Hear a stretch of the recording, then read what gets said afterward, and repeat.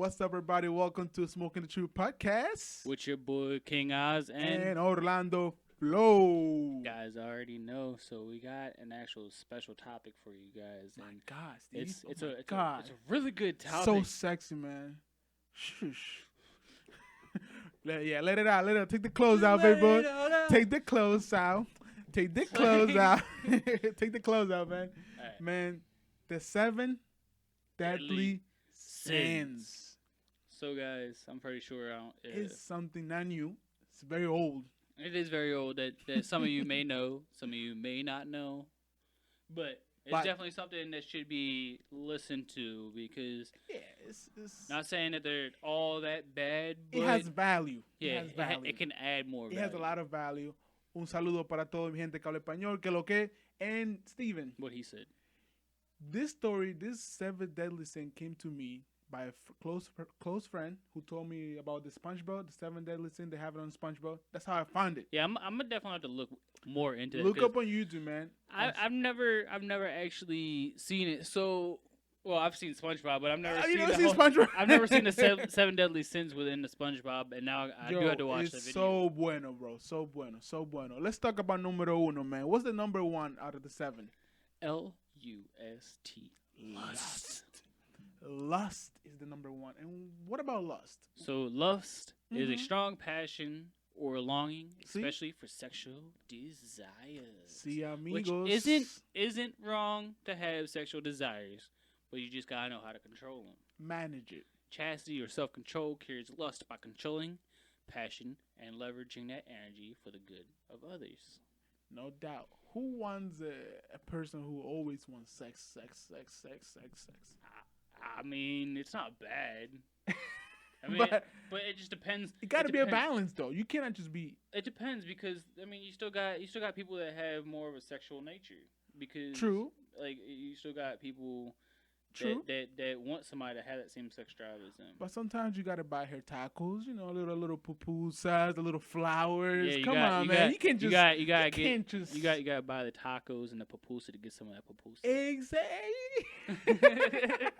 That's how it is, man. So, man, what's number 2, man? Numero dos. Just remember, lust ain't that big, but it is a big thing to know because you gotta just know how to control yourself. That's really how it is. Because it can cluster you a bit. A little lust. So gluttony is number 2. Numero dos. Gluttony. Oh my God. Gluttony is Sounds like an excessive and ongoing eating of food or drink. Would you like to read that? So, temperaments cues gluttony by implementing the desire to be healthy, therefore making one fit to serve others. Go ahead, flex it. So, pretty much is wanting something too much. Yeah, It can be good, but it not- can be bad. but it's also meaning like food wise and things like that. It's like Upset. it's almost like gluttony's like what the kings and queens used to do back in the day. They would eat all the good food and leave all the trash for all the peasants. That's really the thing where gluttony comes down. That's why a lot of those kings and stuff Right. like that were big boned. And like the text says here, like it says the text is saying that if you want to be fit, the more you go to the gym, you get fitted. Pretty much. Basically, It's just, it's just you are what you eat. but if you become you You are become what what you you eat. If you're obsessed to food and eating trash, you become trash. Sad to say it, The but good thing is for me, a whole week with no Red Bull, 2 weeks without fast food. I'm proud of you, bro. Whole week without fast food? 2 weeks without. 2 weeks without fast food? Nothing but home cooked or at You restaurant lying, yeah. restaurant bought food. For real? All full cooked meals. I'm getting off the whole subjects, man. Bro, and it's saving your pockets, man. The dinero, bro. Dinero. it- Buy now, it can cuss. It can be cuss sometimes. It can be costly, but it's like it feels better with your soul than your money pocket. No cerveza, buddy? Mucho cerveza. No cerveza? Let's wait until we get down a little bit more, man. Let's wait until we get down. Oh, yeah, it gets better.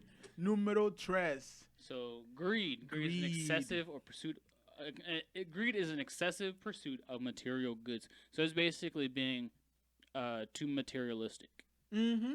Wanting too much of the material. You want too much to material things to satisfy you and holes that you got in your life, or the whatever. whatever. Cars, house, Whatever. anything that's greedy, man, it can kill you. It can be. It's like poison. It can be poison in the family. So, charity cures greed by putting the desire to help others above storing up treasure for oneself. Another thing is, when these kings and queens, greed. That's all it really was. Oh yeah. And they were storing up all the treasure for themselves. Absolutely. When you have dictatorships, yeah, they always want to take control. Dictators, of the they money. want all the money. They want all the good resources. If you think about it, the United States had a little bit of dictatorship within it throughout the years. What do you mean?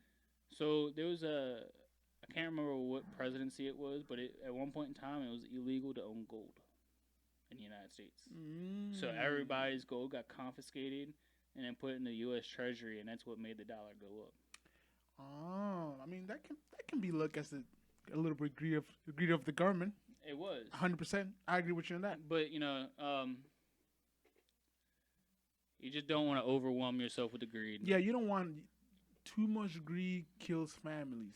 It kills your friends. It doesn't. It kills your vibe. It kills too. your vibe. Like no one's gonna want to be around you if you're greedy. If you're not. There's no sharing love. The wealth. You're not sharing. You're not like. See, that's the difference between what me and all the other people. Like, people come up to me like, you don't know what you're gonna spend your money on. Let's say if somebody gives you $2 million, you're gonna probably spend it on all the shit you never even knew you wanted.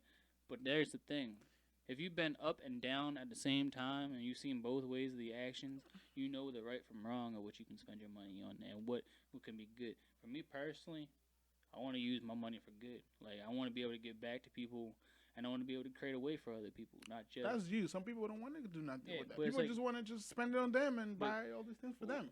I don't like, me personally. I don't want to just see myself succeed. Yeah, I want to get myself to that point where like I'm succeeding, and then I can put those people on because I got that success behind my back, and I can be like, flip the coin, got everybody moving.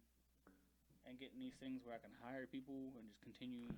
That's really where it is at. It's like never really be greedy, and always care about the people around you. Mm-hmm. It goes a long way. It goes a long way. Really does. It goes a long way. It really does. Especially you treat somebody right, they can have your back for the rest of your life. Numero 4, sloth. Would you like to read this one? Oh man, sloth is an excessive laziness or the failure to act and utilize one's talent. Becoming sloth. So very much being lazy.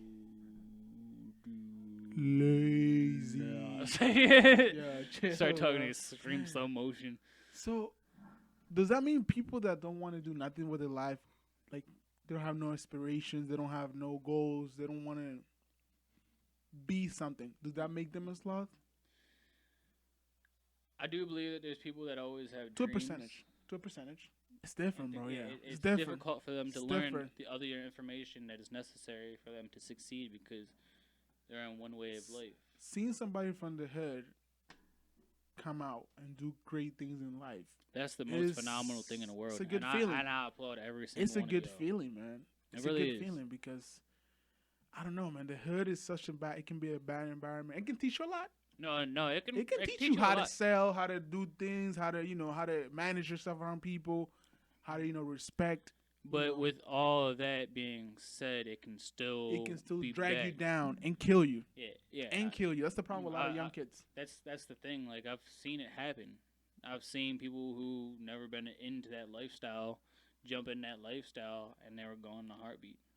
Yeah, it's trouble. It's trouble. You can stay in the hood, but don't stay too long because it can drag you down. Most definitely. That's it. That's crazy. That's just, go back to the hood. Pull your friends out. Give them jobs. Give them jobs. Get them out because it gets to a point that it's too late. Stuff needs to change, and it becomes addictive, bro. You just want to stay in the same circle. And that change starts with all y'all, not just us, but all y'all. Number 5. What is it, Steve?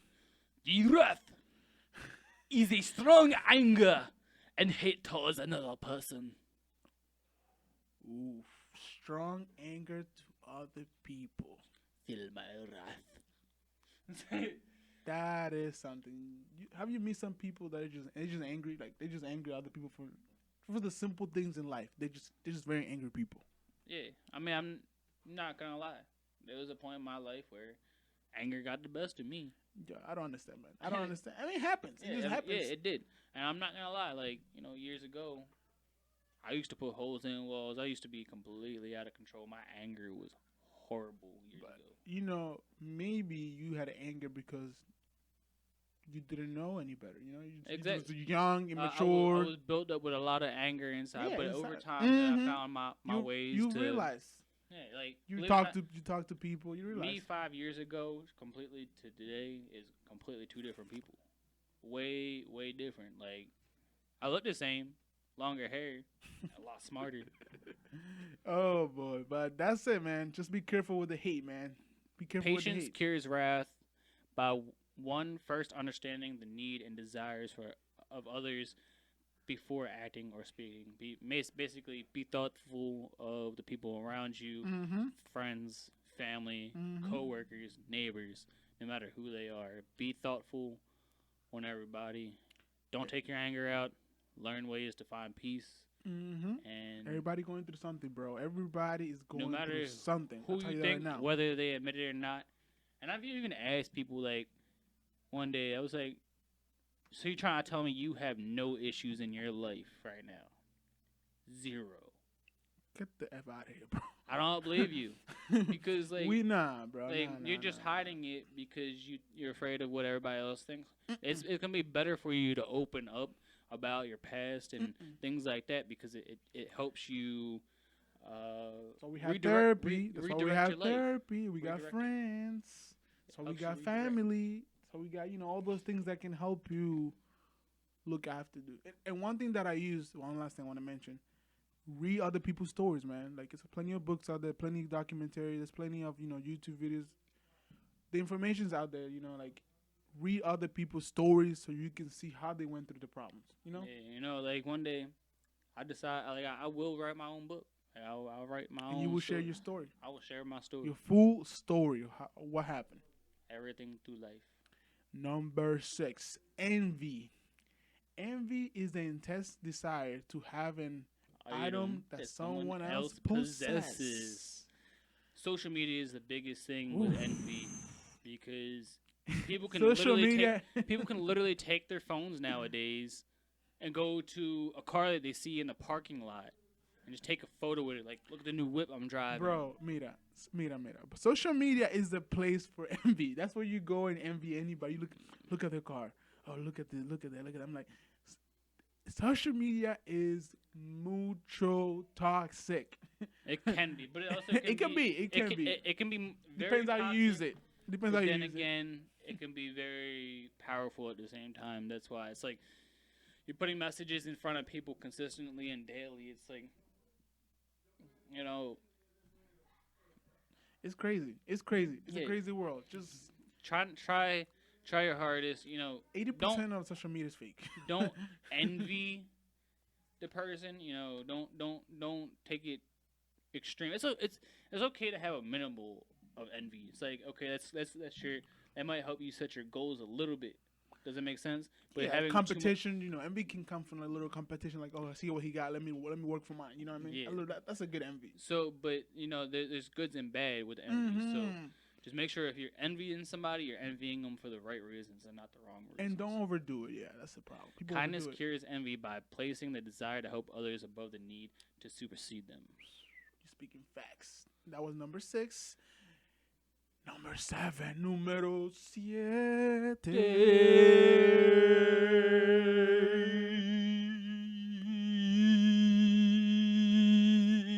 Pride. Oh, this is a big one. This is what divides people from other people. Pride. There's wrong and right pride, just like envy. Like, there's a lot with having too much pride and a lot with not having enough pride. Does that make sense? It's like if you have too much pride, that can be off-putting to people and things like that. But also, if you have not enough pride. Yeah, you cannot be. You're not taking pride in anything that you yeah, do. Yeah, you cannot be too much on the left or the right. There's a balance with pride. You got to be somewhere in the middle or But halfway. Pride is an excessive view of one's self without regard of other. So, it's not. But like what's always been taught, take pride in everything that you do. Everything that you do, take pride. But do it with regards of others. Mm-hmm. You know, make sure you have your friends and your families, your neighbors, everybody that's in your life and around you. You take pride in thought about those people before your decisions. That's right. That's right. Nothing. Humility cures pride by removing one's ego and boastfulness, therefore allowing the attitude of service. Oh man, a lot of people need some of the humility, man. It cures. I got a funny story about that, but I can't speak that on camera. Don't say on camera. I'm gonna get you in trouble, man. Anything I can say about pride, man, just manage it. Don't be too prideful. Don't be too have too little. Some people don't have enough pride. They need some. Yeah, most definitely. And some people have too much pride that they're just alone by themselves. And it becomes distracting. It can be self-destructive. You know that, right? Yeah. Having too much pride. Oh yeah, most definitely. But having too much envy can do the same thing. Like I say, I feel like envy and pride are the ones that you gotta really like have a balance for, not have a little too less or a little too much of both. Man, all of these you gotta have a balance, bro. Envy, wrath is okay. Sloth, you have to. I mean, wrath is like you wanna the anger. You don't wanna take too much anger out. Like the wrath of it. You gotta balance it. You gotta balance. Just have a balance. You gotta balance all these. Because honestly, you don't want to have the anger towards the person. But I mean, it could sometimes depends on. You have to. Sometimes you got to. So, well, guys, it's been another episode of Smoking the Truth podcast with your boys, guys. If you like what you've been watching and hear, please like, share, and subscribe. Also, hit that notification bell if you're watching on YouTube. Would you like to follow up with any comments? And por favor, lávense las manos en el baño. Lávese las manos. En el baño. Thank you so much. You heard that. Have a good one, guys. Adios. Bless up.